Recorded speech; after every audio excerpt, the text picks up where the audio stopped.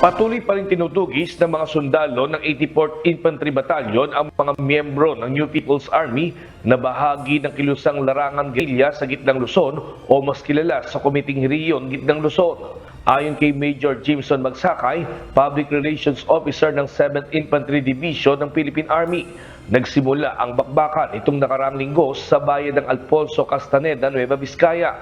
Nasundan ito nitong nakaraang Miyerkules ng hapon kung saan 7 ang narecover na patay sa NPA.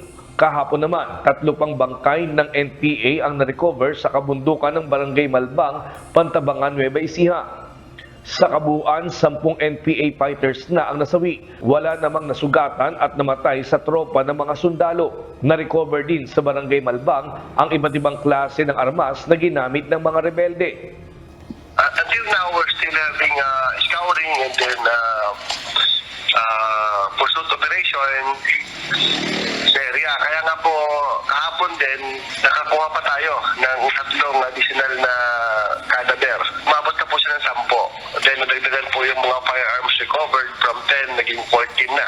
7 sa 10 nasawing NPA fighters ang nakilala na, habang 3 na lang ang hindi pa rin matukoy ang pagkakakilanlan. Pawang mga taga Central Luzon ang mga napatay sa bakbakan at may isang mula sa Metro Manila. Ilan sa mga napatay na NPA ay may mga katungkulan pa sa kanilang grupo.